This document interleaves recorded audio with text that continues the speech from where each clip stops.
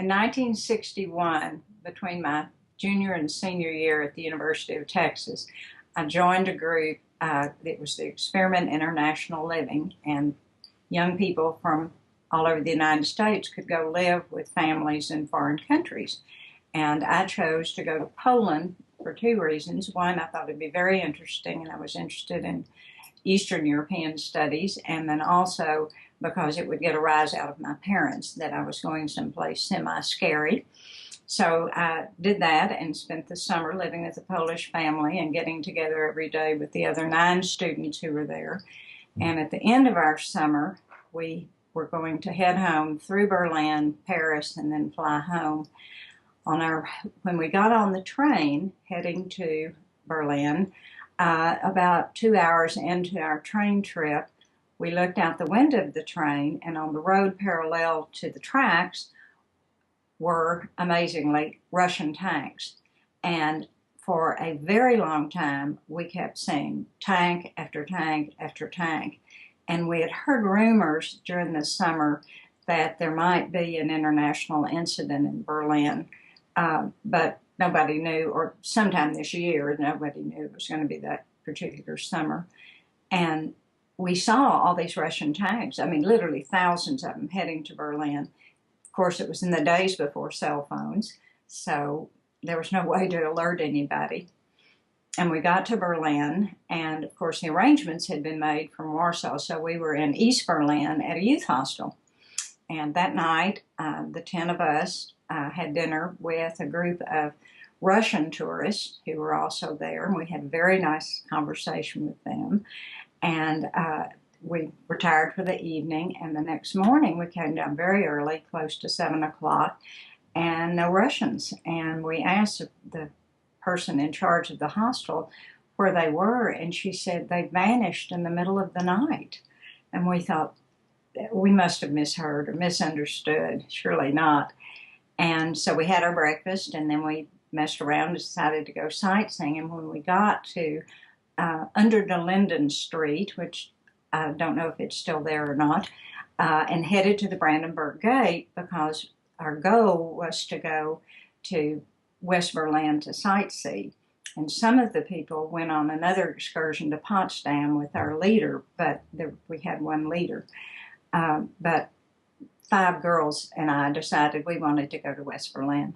So we stayed in West Berlin for the day, and then when we started to come back, to our amazement, in front of the Brandenburg Gate were about 25 Russian tanks guarding that access into East Berlin.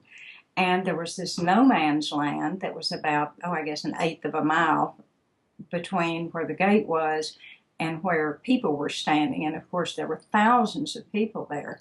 And when we had gone, early that morning, we had noticed these flyers all over the buildings and everything that said Achtung, and then, continued in German, no access to West Berlin from East Berlin, and so forth. And so we realized that the access had been closed, and that day was August the 13th, 1961. So that afternoon, when we tried to go back, as I say, there were all these tanks and this no man's land, and then thousands of people standing there, all upset because, of course, people were separated by family and friends and whatever. And so my friends said, well, we can't go back that way. I said, we're Americans. We're young people. They won't do anything to us. And I started walking toward the tanks.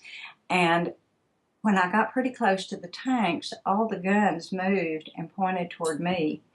And a Japanese photographer ran after me and grabbed me and dragged me back and said in broken English, "You very stupid girl." He said, "They are going to shoot you. Come back." So I came back, and so my friend said, "You're a very stupid girl." So then we spent a long time, a couple of hours, trying to find a way to get back into East Berlin. I think we were the only people on the planet wanting to return into East Berlin at that point. And finally, we found this young man who sort of was guarding one of the streets. Most of them were separated by the barbed wire they had put up the night before. But he was young, he was cute, and we were all in our late teens, or I was 20 at the time, and we did what all young girls do. We flirted with him and got him to let us go in, and that particular place was later known as Checkpoint Charlie. So we walked a long way, found our youth hostel, got there. It turned out the trains weren't running, so we were detained for several days in East Berlin, and finally the trains were running. We got permission to leave. We got on the trains. We left East Berlin, and of course when you leave Berlin, you are in East Germany for quite a while before you get to West Germany. So we had gone for an hour or two on the train, and in the middle of the woods, the train stopped suddenly, and German soldiers got on, and they looked at our visas, and the visas, of course, had expired because we had been detained 3 days longer than we expected. So they took our suitcases, threw them out the window of the train, and arrested us. We were extremely lucky because our leader, this young man that was our guide and from the United States, his family had fled Germany in the 1930s, so he was fluent in German. He was a PhD candidate at Harvard, very smart man.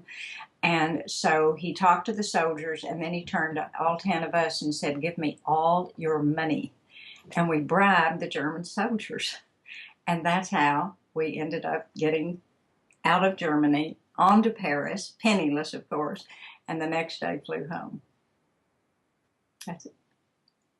And my parents were still, neither of them had had a heart attack, and a friend of my mother's heard this story from my mother, and she worked for the newspaper, and so they interviewed me, and so I have a picture of the paper from that day.